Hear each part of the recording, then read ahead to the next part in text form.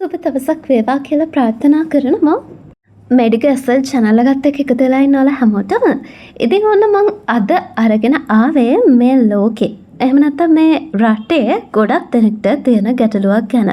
ඒක තමයි දියවැඩියාව. එහෙම නැත්නම් ඩයබටික්ස් කියන තත්ත්වය. ඉතින් මං හිතන්නේ ඔයාලා දැනටවත් දන්නවා ඇති මොකද මේ දියවැඩියාව කියන්නේ කියලා. විස්තර වලට යන්න කලින් මම ඔයාලගෙන් පුංචි උදව්වක් ඉල්ලනවා. ඒක තමයි ඔයාලේ channel එකට අලුත් කෙනෙක් නම් මේ වගේ දේවල් ඉස්සරහට දැනගන්න අනිවාර්යයෙන්ම channel එක subscribe කරන්න. එහෙම නැත්නම් ඔයා පරණ කෙනෙක් නම් දිගටම රැඳිලා ඉන්න. ඒ වගේම වීඩියෝ එකටත් like එකක් දාන්න. හරි. අපි යමු දැන් වීඩියෝ එකට. වැඩියාව. එහෙම නැත්නම් මේ diabetes mellitus කියන්නේ සිරුරේ රුධිරගත සීනි ප්‍රමාණය ඉහළ යෑමක්. ඉතින් මේකේ normal range එක තියෙනවා 70යි 110යි අතර. ඉතින් ඊට වඩා ඉහළට යනවා නම් අපි ඒකට කියනවා diabetes තත්ත්වයක්. එහෙම නැත්නම් දියවැඩියා තත්ත්වයක් කියලා. හැබැයි මේකේ එක එක අවදි තියෙනවා. ඒ වගේම මේ diabetes කියන එක ගත්තහමත් ඒකේ එක එක types තියෙනවා. දැන් අපි බලමු මොනවද මේ දියවැඩියාව. එහෙම නැත්නම් diabetes වල තියෙන types කියලා. ඒ වගේම ඉස්සලාම කියන්න ඕනේ මේ diabetes කියන වචනය ගත්තාම ඒකේ types දෙකක් තියෙනවා. ඒ කියන්නේ එක දෙආකාරයක් වෙනවා. එකක් තමයි diabetes mellitus අනිත් එක තමයි diabetes insipidus. ඉතින් අද අපි මේ වීඩියෝ එකෙන් කතා කරන්නේ diabetes mellitus ගැන. ඒ කියන්නේ අපේ සිරුරේ නිපදවන හෝමෝන හින්දා මොකක්ම හරි හේතුවකින් සිරුරේ රුධිරගත සීනි ප්‍රමාණය ඉහළ යාම තමයි අපි මේ diabetes mellitus කියලා හඳුන්වන්නේ. diabetic insipidus තත්ත්වයක් කියලා කියන්නේ අපේ සිරුරේ තියෙන රුධිර ප්‍රමාණය වගේම ඒකේ තියෙන අඩංගු ජලය සහ ලවණ ප්‍රමාණ හරියට යාමනය සිදු නොවීමක් නිසා ඇතිවෙන තත්ත්වයක්. ඉතින් මේ තත්ත්වයට අනිවාර්යයෙන්ම diabetes insipidus කියලා තමයි කියන්නේ. මේකට බලපාන්නේ ADH හෝමෝනය. ඒ කියන්නේ antidiuretic hormone. අද මේ මං අරන් ආපු වීඩියෝ එකෙන් අපි කතා කරන්න බලාපොරොත්තු වෙන්නේ diabetes insipidus තත්ත්වයක් ගැන නෙවෙයි diabetes mellitus කියන තත්ත්වය ගැන. ඉතින් මම මේ වීඩියෝ එකේ ඉස්සරහට diabetes කියන වචනේ පාවිච්චි කරනවා නම් අනිවාර්යයෙන්ම ඒකෙන් අදහස් වෙන්නේ diabetes mellitus කියන තත්ත්වය. මං හිතනවා දැන් ඔයාලට diabetes mellitus එහෙම නැත්නම් diabetes insipidus කියන දෙකේ වෙනස තේරෙන්නේ නැති කියලා. දැන් අපි බලමු මේ දියවැඩියාව. එහෙම නැත්නම් මේ common හැමෝටම තියෙන දියවැඩියාවේ වර්ග මොනවද? එහෙම නැත්නම් type of diabetics. ඉතින් මේ වර්ග ගත්තාම එක type 1 diabetics වෙන්න පුළුවන්, type 2 diabetics වෙන්න පුළුවන්. ඒ වගේම වෙන කන්ඩිෂන් එකක් තියෙනවා. ඒක ප්‍රී ඩයබටික්ස්. ඒ කියන්නේ ඩයබටික්ස් තත්ත්වයක් ඇතිවීමට පෙර අවධිය වගේම ගැස්ටේෂනල් ඩයබටික්ස්. ඒ කියන්නේ අපි දන්නවා ප්‍රෙග්නන්ට් වුමන්ස්ලාට එහෙම නැත්නම් දරු ප්‍රසූතියකට සූදානම් වෙන මවකට අනිවාර්යයෙන්ම ඩයබටික්ස් තත්ත්වයක් ඇතිවීමේ අවදානමක් තියෙනවා. ඉතින් මේක ගැනත් අද අපි මේ වීඩියෝ එකෙන් කතා කරන්න බලාපොරොත්තු වෙනවා. හරි. දැන් අපි බලමු මොකක්ද මේ type 1 diabetics කියලා කියන්නේ. ඉතින් මේ type 1 එහෙම නැත්නම් පළවෙනි ආකාරයේ diabetics තත්ත්වයක් කියලා කියන්නේ අපේ සිරුරේ තියෙන ප්‍රතිශක්තිකරණ පද්ධතිය මගින් මේ සිරුරේ දියවැඩියාව යාමනයට උදව් වෙන ඉන්සියුලින් කියන හෝමෝනයට බලපෑමක් ඇති කිරීමෙන් තමයි මේ type 1 diabetics තත්ත්වය ඇති වෙන්නේ. ඉතින් මේක commonly එහෙම නැත්නම් ගොඩක්ම තියෙන්නේ චිල්ඩ්‍රන්ලට වගේම තරුණ අවධිය පසු වන වැඩිහිටියන්ට. ඉතින් මේක හැබැයි ඕනම ඒජ් එක අයටත් ඇතිවීමේ අවදානමක් තියෙනවා.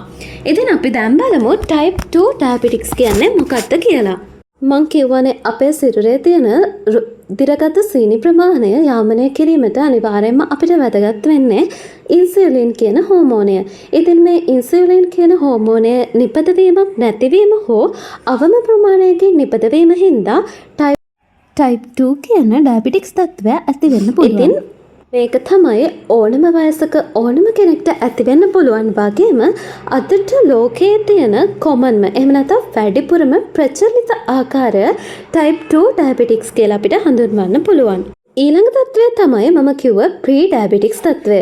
ඉතින් මේ pre-diabetics තත්ත්වයේදී සිද්ධ වෙන්නේ ඔයාගේ සිරුරේ තියෙන රුධිරගත සීනි ප්‍රමාණය ඉහළ යාම වගේම ඒක අතිශය ලෙස ඉහළ යාමක් නොවේ. ඔයා ෂුගර් වලට මොකක් හරි ටෙස්ට් එකක් කළාට ඔයාලට ඒකෙන් හඳුනා ගන්න බෑ මේක මොන ආකාරයේ ඩයබටික්ස් තත්ත්වයක්ද කියලා. ඒ කියන්නේ සිරුරේ රුධිරගත සීනි ප්‍රමාණය චුට්ටකින් එහෙනම් නැත්නම් ඉතා ස්වල්ප ප්‍රමාණයකින් ඉහළ යාම තමයි අපි ප්‍රී ඩයබටික්ස් තත්ත්වයක් කියලා හඳුන්වන්නේ. ඊළඟ එක තමයි ගැස්ටේෂනල් ඩයබටික්ස් කියන්නේ. ඉතින් මේ ගැස්ටේෂනල් ඩයබටික්ස් එක ඇති වෙන්නේ ප්‍රෙග්නන්සි එහෙම නැත්නම් කෙනෙක් දරුවෙක්ව කුස තුල දරාගෙන තිබෙන කාලයේ ඉඳන් එයාගේ දරු ප්‍රසූතිය ඉවර වෙනකම්ම මේ ගැස්ටේෂනල් ඩයබටික්ස් එක තියෙන්න පුළුවන්. ඉතින් මේ ගැස්ටේෂනල් ඩයබටික්ස් එකේ තියෙන අතුරු ප්‍රතිඵලය මොකක්ද දන්නවද? මේක සමහර වෙලාවට දරුවා ප්‍රසූත වුණාට පස්සේ හොඳ වෙන්න පුළුවන්. ඒ වුණාට මේ ගැහැණු කෙනාට පසු කාලීනව අනිවාර්යයෙන්ම type 2 ඩයබටික්ස් තත්ත්වයක් ඇතිවීමේ අවදානමක් තියෙනවා.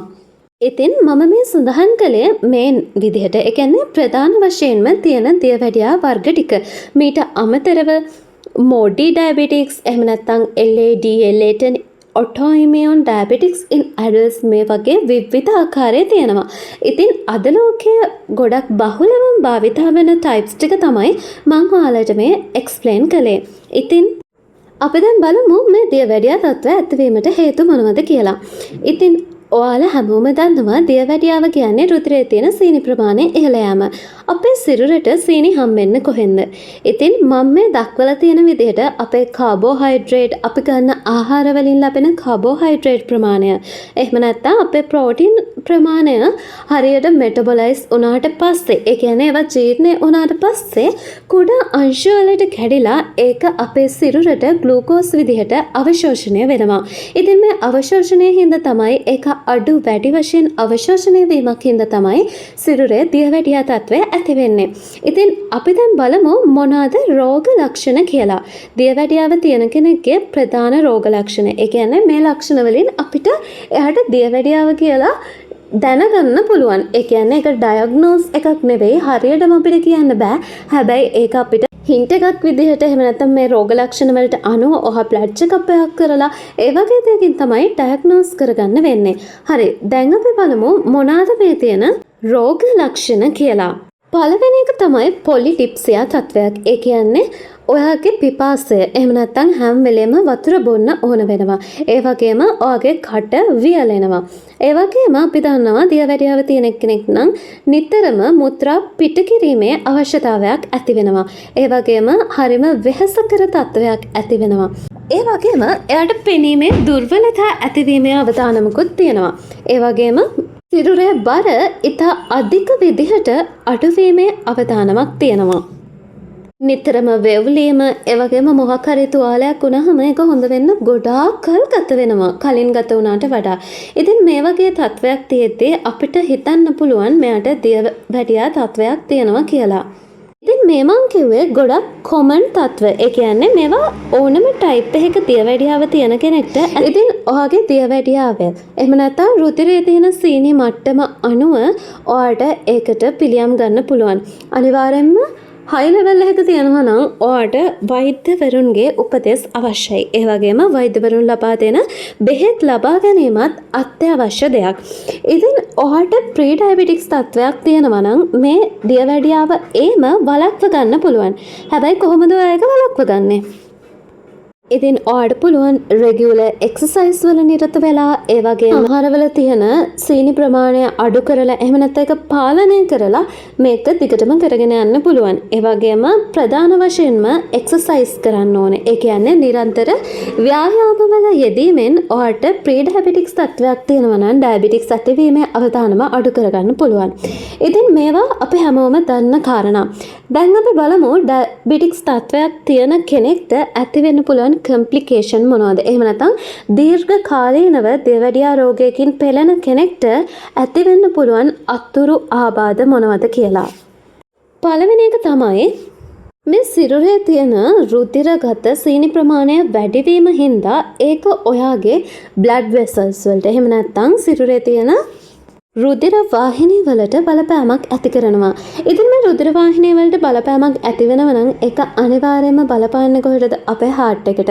ඉතින් මේ හાર્ට් එකට බලපෑවහම අනිවාර්යයෙන්ම ආඝාතය වගේ තත්වයක්, ඒ වගේම heart attack, ඒ වගේම හાર્ට් එක එහෙම නැත්නම් හෘදය සම්බන්ධ රෝග ඇතිවීමේ අවදානමක් තියෙනවා. ඒ වගේම සිරුරේ තියෙන රුධිරගත සීනි ප්‍රමාණය වැඩි වීම හින්දා ඔයාගේ නියුරෝන වලට එහෙම නැත්නම් ස්නායු පද්ධතියට බලපෑමක් ඇති වෙනවා. මොකද මේ ස්නායු හරියට ක්‍රියා කරන්න නම් ඒකට තියෙන ලවණ වර්ග එහෙම නැත්නම් ඒකට තියෙන සංවේදක වර්ග හරියට වැඩ කරන්න ඕනේ.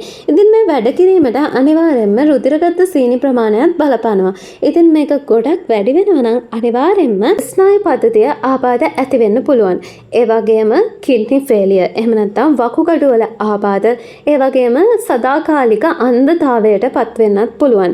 ඒ වගේම අනිවාර්යයෙන්ම ස්කින් එකේ ප්‍රශ්න ඇති වෙන්න පුළුවන්. මම කියවනේ තුවාලයක් තිබ්බම හොඳ වෙන්න ගොඩාක් කල් යනවා. ඒ වගේම හරිම වීක්නස් තත්වයක් ඇති වෙන්න පුළුවන්.